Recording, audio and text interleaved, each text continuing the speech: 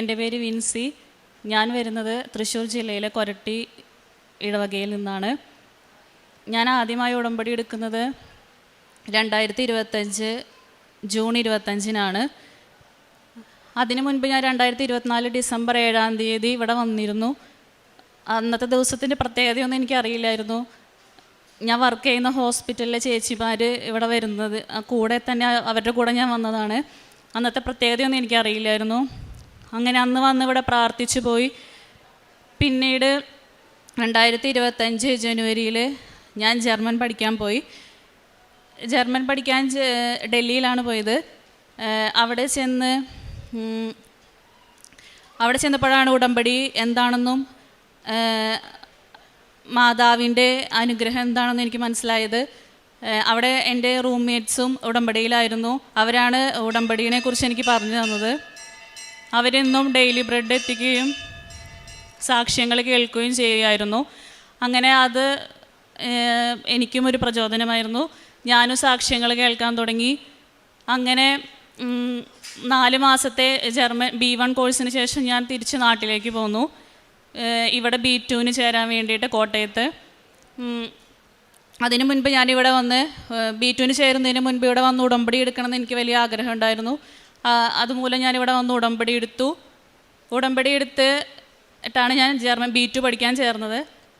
B2 പഠിച്ച് 4 മാസത്തെ B2 ക്ലാസ്സും പ്രിപ്പറേഷന് ശേഷം എക്സാം എഴുതാൻ പോയി. പക്ഷേ സെപ്റ്റംബറിലാണ് എക്സാം എഴുതിയത്. അന്ന് തന്നെ എനിക്ക് എൻ്റെ ഭയങ്കര ഒരു കോൺഫിഡൻസ് ആയിരുന്നു, എനിക്ക് കിട്ടും, എൻ്റെ മെറിറ്റിലാണ് ഞാൻ ആശ്രയിച്ചത്. അതുപോലെ തന്നെ എക്സാം റിസൾട്ട് വരെ ഹോൾഡായിരുന്നു. Result publish ചെയ്തായിരുന്നില്ല. പിന്നെ എനിക്ക് മനസ്സിലായി ഉടമ്പടിയിൽ എന്തോ പ്രശ്നമുണ്ടെന്ന്. അങ്ങനെ ഞാൻ നോക്കിയപ്പോഴാണ് എനിക്ക് മനസ്സിലായത് പ്രേക്ഷിത പ്രവർത്തനമില്ല, കാരുണ്യ പ്രവർത്തികളൊന്നുമില്ല. 2 ആഴ്ച കുടുംബത്തെ കുമ്പസാരവും ഇല്ലായിരുന്നു.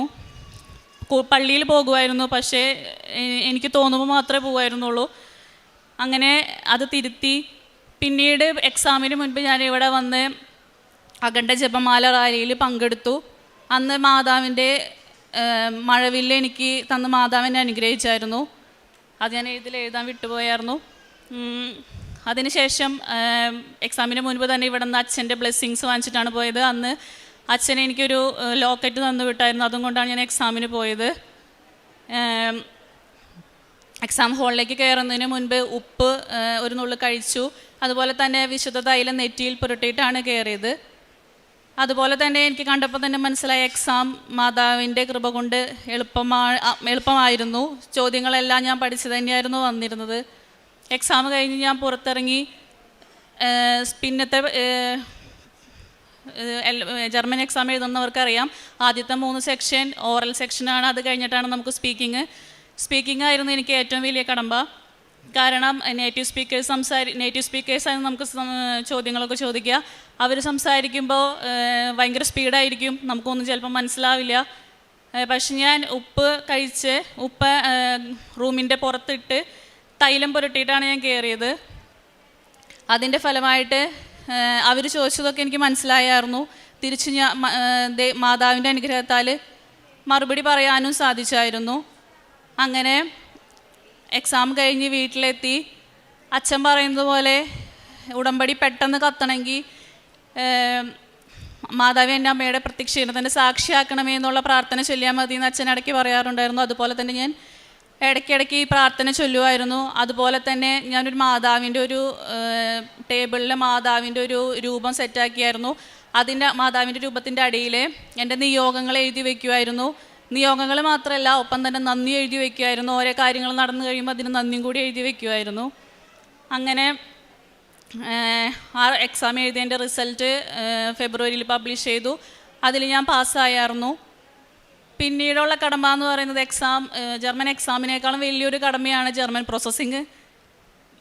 ഇതുപോലെ തന്നെ ഇൻ്റർവ്യൂവിന് മുൻപായാലും ഇൻ്റർവ്യൂ വലിയൊരു കടമ്പയാണ്. അതിനു മുൻപ് ഞാൻ പ്രിപ്പറേഷൻ ക്ലാസ്സിനായാലും അതിനു മുൻപ് ഞാൻ തൈലം പുരട്ടി ഉപ്പ് കഴിച്ചിട്ടാണ് ഇൻ്റർവ്യൂവിന് ഇരിക്കുക. അതുപോലെ ഇൻ്റർവ്യൂ പാസ്സാവാൻ മാതാവിനെ അനുഗ്രഹിച്ചു. പിന്നീട് പ്രോസസ്സിങ്ങും ഇതുപോലെ തന്നെ സമയ ചുരുക്കത്തിൻ്റെ അമ്മ 3 മാസം കൊണ്ട് എൻ്റെ പ്രോസസ്സിങ്ങൊക്കെ നടത്തി തന്നായിരുന്നു. അമ്മയ്ക്കും ഈ ഒരുപാട് നന്ദി പറയുന്നു. എത്ര പറഞ്ഞാലും മതിയാവില്ല. കാരണം 3 മാസം കൊണ്ട് പ്രോസസ്സിങ് കഴിയാന്ന് പറയുന്നത് വലിയൊരു അത്ഭുതം തന്നെയാണ്. അതുപോലെ ജർമ്മനിയിലെ നല്ലൊരു ഹോസ്പിറ്റലിലാണ് എനിക്ക് ജോലിയും കിട്ടിയിരിക്കുന്നത്.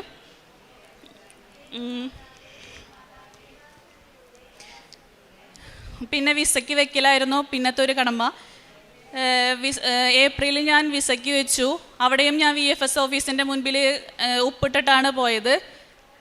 20 ദിവസമായിട്ടും ഈ വിസ വന്നായിരുന്നില്ല. പക്ഷേ 20 ദിവസം എന്ന് പറയുന്നത് അത്ര വലിയ സമയമൊന്നുമല്ല. പക്ഷേ എനിക്ക് എൻ്റെ ഏജൻസിയുടെ ഒരു ആഡ് കണ്ടായിരുന്നു, ചിലർക്ക് 10 ദിവസം കൊണ്ട് വിസ വന്നു എന്നൊക്കെ. അത് കണ്ടപ്പോൾ എനിക്ക് ഭയങ്കര ഒരു ടെൻഷനായി.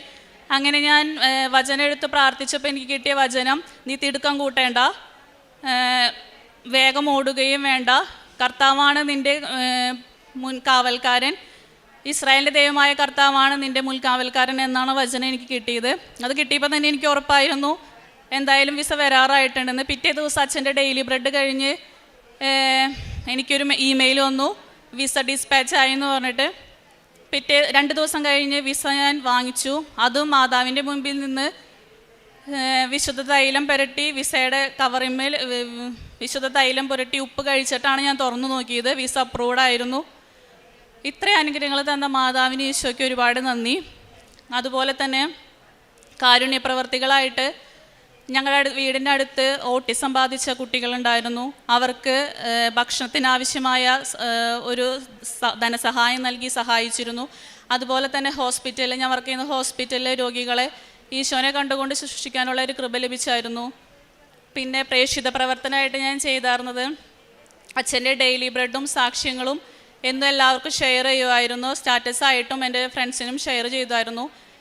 പിന്നെ പഠിക്കുന്ന സമയത്തായാലും പഠിക്കാൻ കുറച്ച് ബുദ്ധിമുട്ടുള്ള പിള്ളേർക്ക് പറഞ്ഞു കൊടുക്കുമായിരുന്നു. പിന്നെ കൃപാസന പത്രം ബസ് സ്റ്റാൻഡിലൊക്കെ കൊണ്ടുപോയി എനിക്ക് കിട്ടിയ അനുഭവത്തിൻ്റെ വെളിച്ചത്തിലാണ് ഞാൻ അവർക്ക് പറഞ്ഞു കൊടുക്കുക. പെട്ടെന്ന് കഴിച്ച് തീർക്കൊന്നുമില്ല. ഓരോ ദിവസം ചിലപ്പോൾ ഒരെണ്ണം പറ്റുള്ളെങ്കിൽ അത് പറഞ്ഞിട്ടാണ് കൊടുക്കുകയുള്ളൂ. വിശുദ്ധ തൈലവും ഉപ്പും ഉപയോഗിച്ചതിൻ്റെ ഫലമായിട്ട് ഒരുപാട് അനുഗ്രഹങ്ങൾ ലഭിച്ചിട്ടുണ്ട്. എൻ്റെ മുട്ടുവേദനയൊക്കെ മാറി കിട്ടിയായിരുന്നു. ഇത്രയും അനുഗ്രഹങ്ങൾ തന്ന ഈശോയ്ക്കും മാതാവിനും ഒരുപാട് നന്ദി പറയുന്നു. സങ്കീർത്തനങ്ങൾ 13:6. ഞാൻ കർത്താവിനെ പാടി സ്തുതിക്കും, അവിടുന്ന് എന്നോട് അതിരറ്റ് കരുണ കാണിച്ചിരിക്കുന്നു. മാതാവിൻ്റെ പ്രത്യക്ഷീകരണ സാക്ഷിയായിട്ട് വിൻസി വർഗീസ് കൊരട്ടി തൻ്റെ അനുഭവ സാക്ഷി നമുക്ക് മുമ്പിൽ വെളിപ്പെടുത്തുകയായിരുന്നു.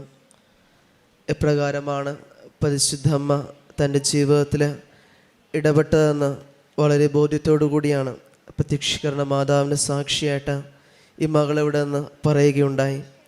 ജർമ്മനിയിലേക്ക് കടന്നു പോകാനുള്ള പരീക്ഷകൾ പോയതും അതിനെ പ്രകാരം കുറച്ചുകൂടി നന്നായിട്ട് ഒരുങ്ങണമെന്നൊക്കെയുള്ള ബോധ്യത്തിലേക്ക് വളർന്നു വരുവാനായിട്ട് ഈ ഉടമ്പടി ഈ മകളെ ഒത്തിരിയേറെ സഹായിച്ചു. ഇടയ്ക്കൊക്കെ സ്വന്തം മെറിറ്റിൽ ആശ്രയിക്കുകയുണ്ടായി.